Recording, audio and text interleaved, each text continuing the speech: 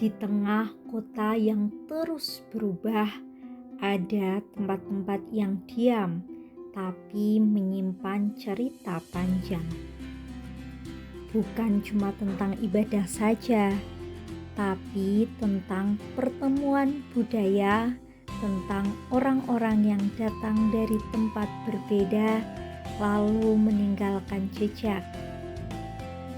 Dan kami bertanya, kalau bangunan tua seperti ini hilang, apakah pengetahuan yang hidup di dalamnya juga ikut hilang?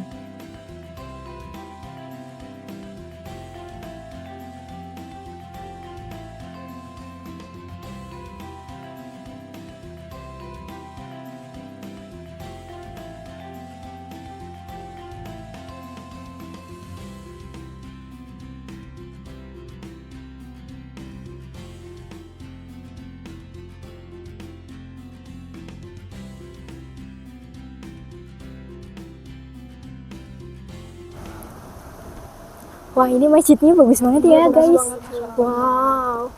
Gitu Oh iya benar. Tahu nggak sih guys, ternyata masjid ini tuh ada akulturasi budayanya loh. Iya. Akulturasi budaya Jawa, India sama Tionghoa. Wah, keren banget ya ini. Iya, iya sih. Wah, aku penasaran sih kenapa namanya Pekojan ya? Ya, iya. Nah, yang menarik di sini tuh juga bukan bangunannya doang sih. Oh iya? Tapi juga cerita orang-orang yang menjaga tempat ini juga tahu. Wah, Keren banget ya. gimana kalau kita langsung lihat-lihat aja yuk? Boleh? Yuk. Oke. Boleh. Let's go.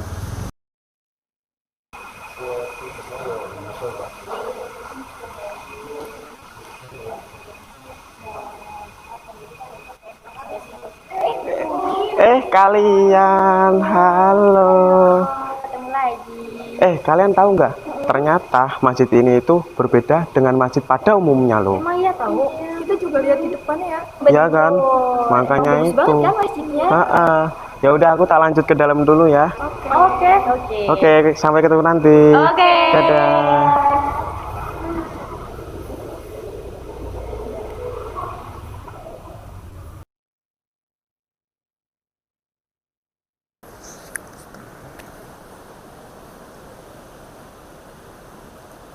Gimana sih awal mula terbentuknya kawasan Pekojan ini? Lalu apa ya kaitannya dengan masjid ini? Yuk kita langsung tanyakan ke takmir masjid. Ayo.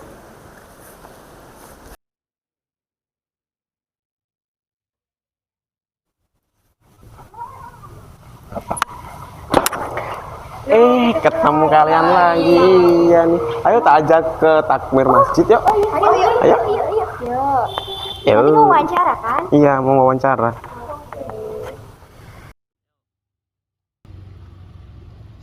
Kita akan mencari narasumber untuk wawancara tentang Masjid Pekojan ini ya teman-teman. Ayo.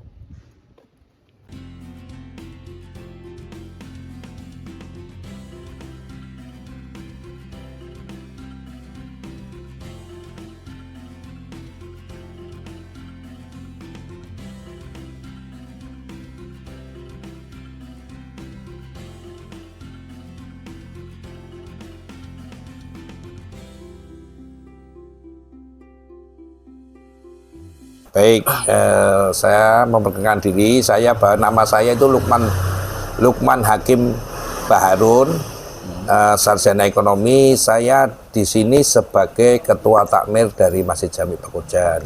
Umur saya 50 tahun, tinggal di Jalan Pertolongan.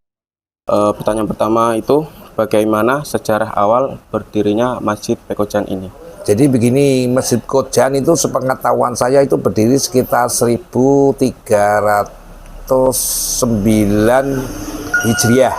Jadi kalau dari sekarang ini mungkin nilainya umurnya sekitar 150 tahunan lebih ya. Oh iya, Jadi itu masjid berdiri dulu tuh di situ tuh kompleks makam, Mas.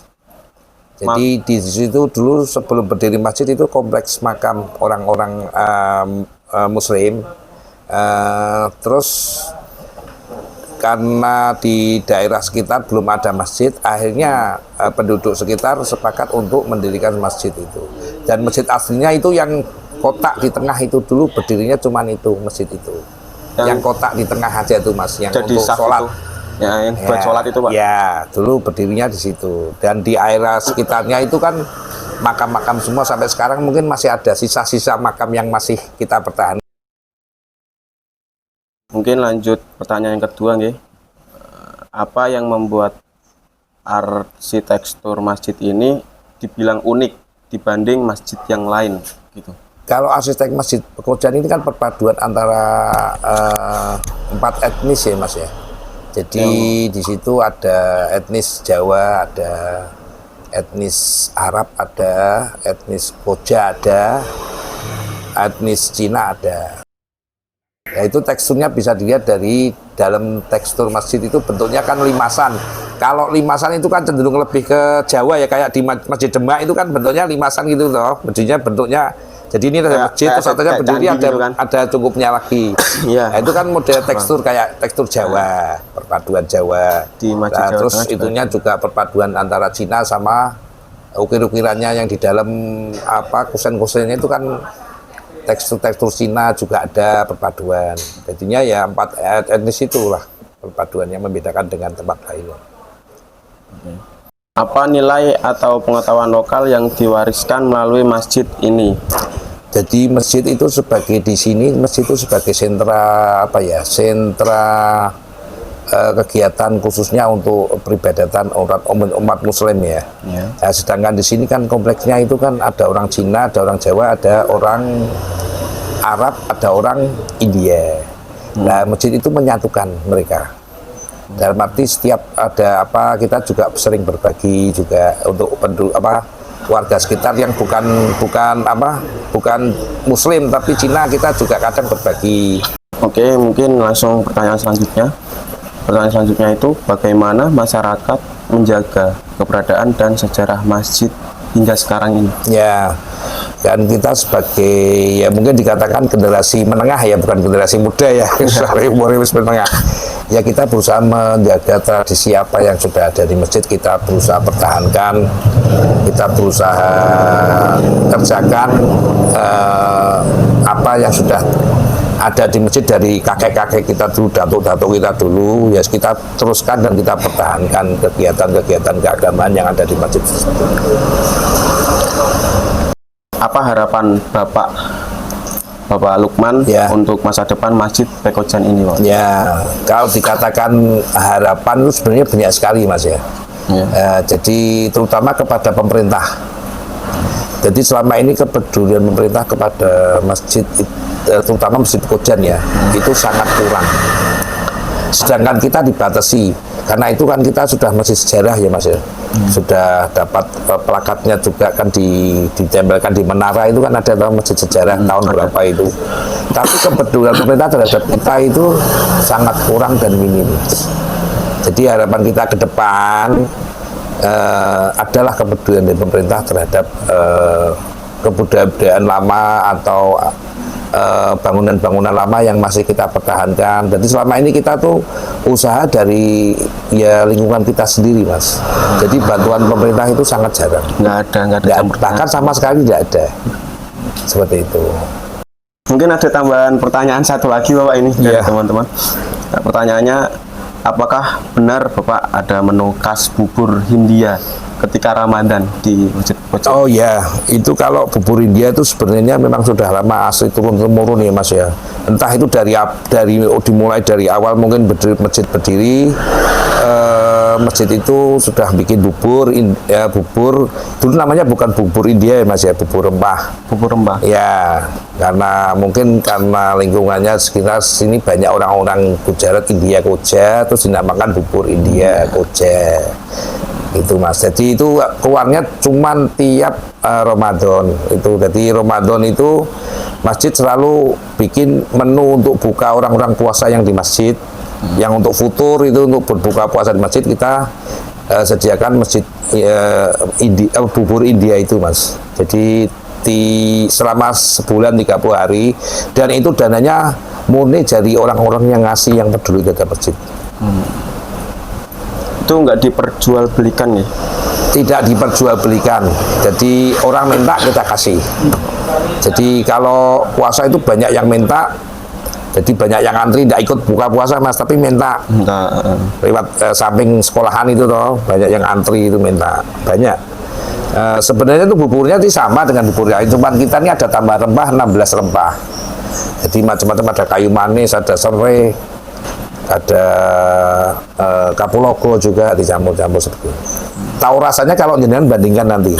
Jadi kalau jenengan makan bubur biasa sama bubur India, bedanya nanti baru terasa.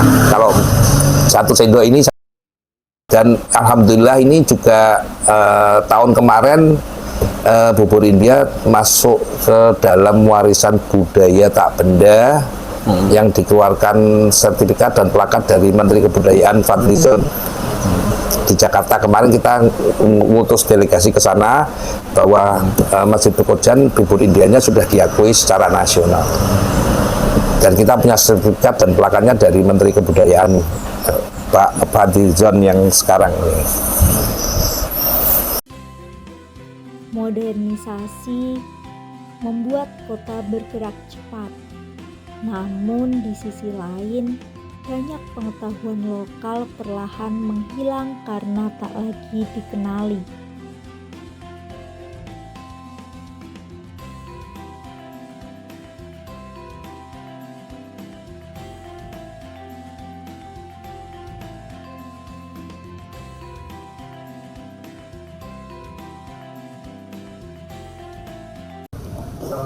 Oh ya guys, ternyata aku juga belajar bahwa pengetahuan lokal itu sangat banyak tahu di sini.